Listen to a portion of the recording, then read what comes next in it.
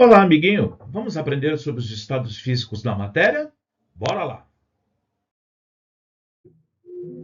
No estado sólido, o corpo apresenta forma constante e volume constante. O arranjo molecular é bem definido, bem organizado. Você precisa guardar isso. As moléculas possuem pouquíssima energia cinética, por isso, praticamente não há movimento entre elas. A força de coesão entre as moléculas é muito intensa, devido à grande proximidade das moléculas. No estado líquido, a forma do corpo já é variável, mas o volume permanece constante. O arranjo molecular é considerado desordenado. As moléculas possuem energia cinética moderada, já há um movimento limitado entre elas.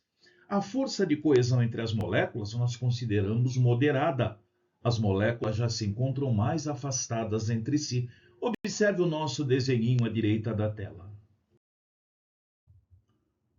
Chegamos ao estado gasoso, onde o corpo já apresenta forma variável e volume variável. O arranjo molecular já é considerado caótico. As moléculas possuem altíssima energia cinética, apresentam movimento ilimitado e desordenado. Imagine, você abre um frasquinho de perfume num quarto fechado. As moléculas vaporizam. Qual a forma que esse corpo agora gasoso apresenta? A forma do quarto. Qual o volume que esse corpo gasoso agora ocupa? O volume do quarto. A força de coesão entre as moléculas é insignificante, é desprezível. Por quê? Porque elas estão extremamente afastadas entre si. Observe esse quadrinho com as mudanças de estado de agregação. Repare que nós temos três mudanças endotérmicas, que para ocorrer precisam absorver calor: a fusão, a vaporização e a sublimação.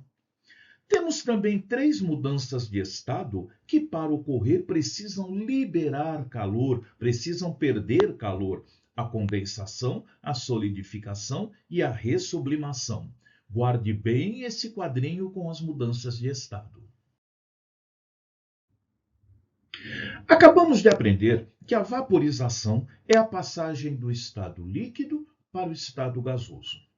A vaporização ela pode ocorrer de três formas diferentes em relação ao calor absorvido. A primeira forma é a evaporação. É uma vaporização lenta que usa apenas o calor do próprio ambiente. Por exemplo, a roupa secando no varal, a calçada secando após a ocorrência de uma chuva. A ebulição é uma vaporização rápida, usando uma fonte de calor externa. Por exemplo, água fervendo numa panela. Já a calefação é uma vaporização ultra rápida do líquido, usando uma fonte de calor com temperatura muito acima do ponto de ebulição do líquido. Por exemplo, quando você tem aquela chapa que frita hambúrguer, ela está numa temperatura muito superior ao ponto de ebulição da água ao nível do mar, que é 100 graus. Quando você joga um pouquinho de água sobre a chapa, ocorre aquela vaporização ultra rápida do líquido. Aquilo é uma calefação. Bacana? Guarde bem essas três formas de vaporização. Esses fenômenos às vezes confundem você. O que é a temperatura de fusão? É a temperatura em que uma substância sofre fusão durante o aquecimento. Porém, a solidificação durante o resfriamento também ocorre na mesma temperatura. Então, como interpretar? Olhe para o nosso quadrinho à direita. Durante o aquecimento, a água sofre fusão a 0 grau. Durante o resfriamento, a água sofre solidificação a 0 grau. Que é a temperatura de ebulição? É a temperatura em que uma substância sofre ebulição durante o aquecimento. Ponto. Porém, a condensação durante o resfriamento também ocorre na mesma temperatura. Então, como vamos interpretar? Olhe o nosso quadrinho à direita. Não se esqueça que a condensação, quando associada a outros fatores como pressão, umidade relativa do ar, pode ocorrer numa temperatura inferior a 100 graus. Lembre-se do orvalho na grama, das gotículas de água no espelho do banheiro quando você toma um banho muito quente. São exemplos de condensação, ok?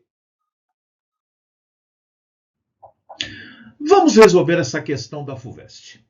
Em Xangai, uma loja especializada em café oferece uma opção diferente para adoçar a bebida. A chamada Sweet Little Hen consiste em uma xícara de café sobre a qual é pendurado um algodão doce, material rico em sacarose, o que passa a impressão de existir uma nuvem pairando sobre o café, conforme ilustrado na imagem. O café quente é então adicionado na xícara e, passado um tempo, gotículas começam a pingar sobre a bebida, simulando uma chuva doce e reconfortante.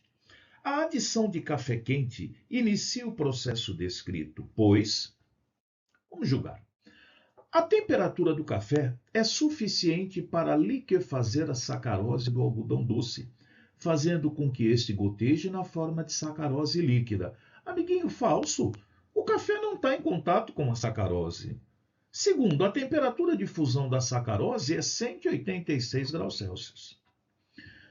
O vapor de água que sai do café quente irá condensar na superfície do algodão doce, gotejando na forma de água pura. Falso, amiguinho. A sacarose que evapora do café, sacarose evapora do café?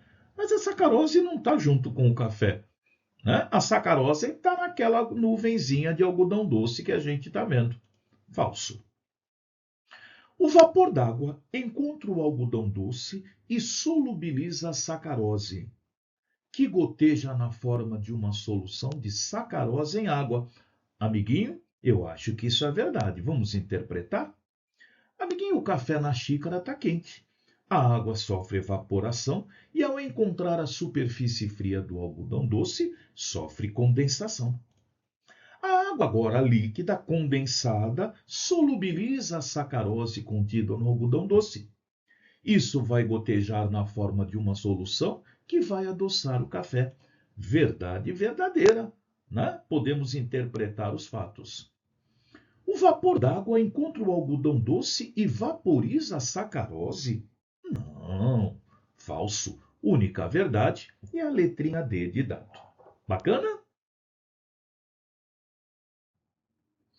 Outra questão da FUVEST.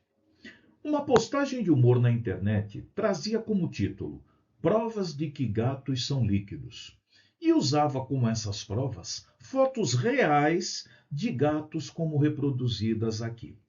O efeito de humor causado na associação do título com as fotos baseia-se no fato de que líquidos...